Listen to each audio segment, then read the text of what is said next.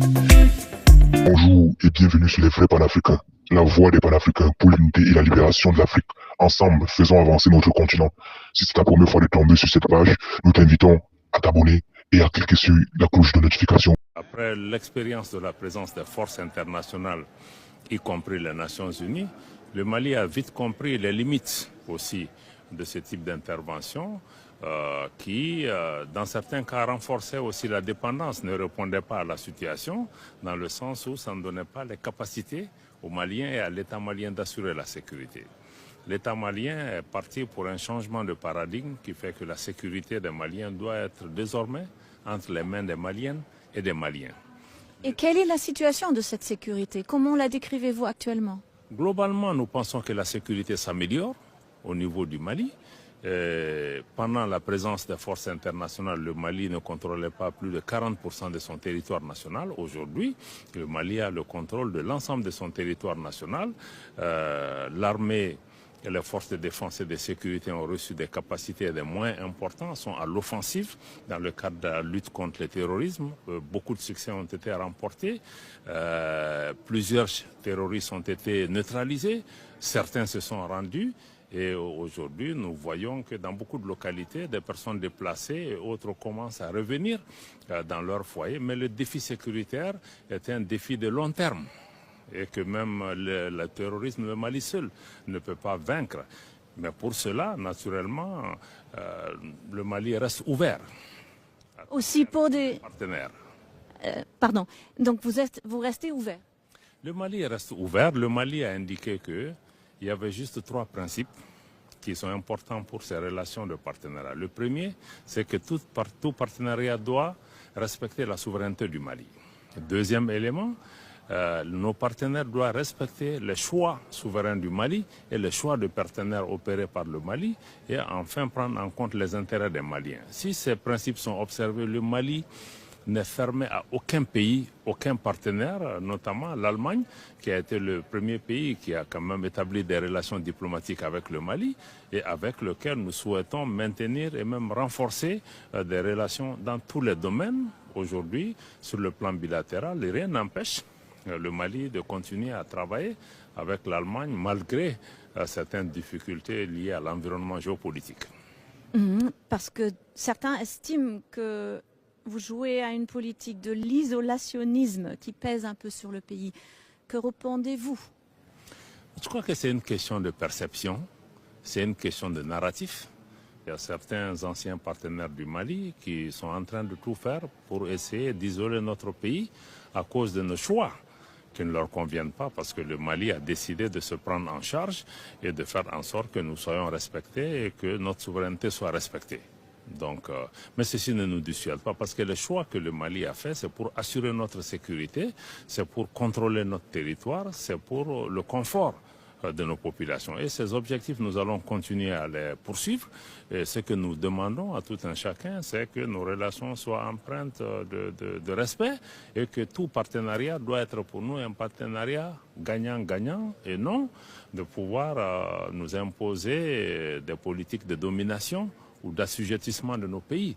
Et justement, ce sont ces politiques, nos choix, qui conduisent certains partenaires qui n'ont pas encore compris les changements qui s'opèrent en Afrique pour essayer de nous isoler. Mais comme je l'ai indiqué, nous ne le sommes pas. Nous avons créé la Confédération des États du Sahel avec le Burkina, le Niger. Nous travaillons avec des pays de la région, y compris en maintenant une discussion constructive avec la CEDEAO que nous avons quittée. Aujourd'hui, nous sommes à Berlin pour pouvoir avoir un engagement constructif avec les Nations Unies, malgré notre retrait de la MINUSMA et avec beaucoup de pays qui sont aujourd'hui présents. Donc, c'est une question de perception. Et comment est-ce que vous décrivez la relation avec l'ONU actuellement? La relation avec l'ONU est bonne. Globalement, elle a toujours été bonne. Le Mali est un membre des Nations Unies depuis son indépendance. Les Nations Unies ont été présentes dans notre pays jusqu'à la mise en place de la MINUSMA. Après le départ de la MINUSMA, aujourd'hui, le Mali a un cadre de collaboration avec les fonds, agences et programmes des Nations Unies qui travaillent dans le domaine du développement, dans le domaine humanitaire et au plan politique aussi. Nous maintenons un dialogue constructif avec les Nations Unies afin de pouvoir l'aider à travailler dans le sens de l'atteinte de ses objectifs. Mais pour des pays comme le Mali, désormais, nous ne comptons pas sur des forces internationales pour assurer la sécurité chez nous. Nous avons décidé de compter sur nous-mêmes et aussi de tendre toujours la main aux autres qui veulent nous accompagner.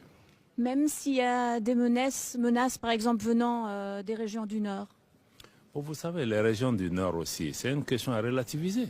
Il y a quelques années, le Mali avait pratiquement perdu la moitié, sinon 40% de son territoire national. Depuis le départ des forces internationales, le Mali aujourd'hui a recouvré l'entièreté de son territoire national. Kidal, par exemple, qui est une des régions du Mali, échappait au contrôle de l'État jusqu'à il y a 1 an et demi. Aujourd'hui, grâce aux efforts du gouvernement et des forces de défense et de sécurité maliennes, Kidal est revenu dans le giron de l'État malien et dans beaucoup de localités, l'État a fait beaucoup d'efforts pour faire revenir les gouverneurs, les préfets, les services sociaux de base, les écoles, la justice.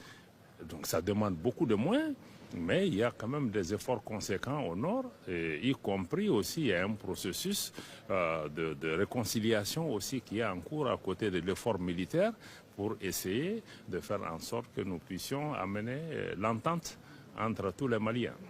Je parlais aussi au plus large de la région, donc aussi des pays étrangers dans le nord. Est-ce que même face à ce genre de menaces qui pourraient se passer, vous voulez le nom? L'Algérie? Bon, vous savez, l'Algérie est un pays voisin du Mali et nous travaillons avec tous nos voisins pour pouvoir assurer la paix et la stabilité. Ce que le Mali demande, c'est que nos voisins s'inscrivent dans une démarche constructive vis-à-vis de nos pays, qui cessent de s'ingérer dans les affaires intérieures du Mali, qu'ils cessent de soutenir des groupes terroristes comme des groupes séparatistes qui attaquent et déstabilisent notre pays. Le voisinage doit être basé sur le respect mutuel. Nos peuples, que ce soit avec algériens ou avec d'autres de la voisins, on a des relations historiques. Nous sommes condamnés à vivre ensemble. Le Mali travaille sur la base de principes. Donc on ne peut pas être l'ami du Mali et en même temps avoir une main pour déstabiliser notre pays. Et ça, ce dialogue-là, nous aurons avec tous nos voisins qui inscrivent leur action dans la duplicité et dans la déstabilisation de notre pays. Ceci n'est pas acceptable. Si l'Allemagne décide de soigner cette relation, quel est l'effort que vous pouvez imaginer de faire pour s'approcher à des projets communs? Nous n'avons pas de crise avec l'Allemagne et malgré les difficultés, la coopération avec l'Allemagne dans une grande mesure est maintenue. D'ailleurs, le 22 mai prochain, il y aura des consultations germano-maliennes qui se tiendront à Bamako.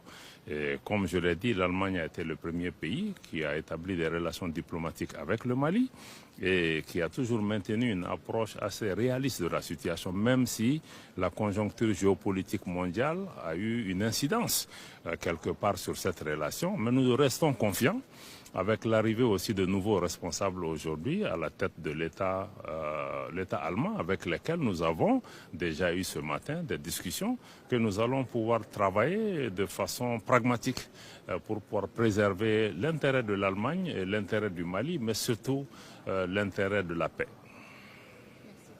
Merci beaucoup.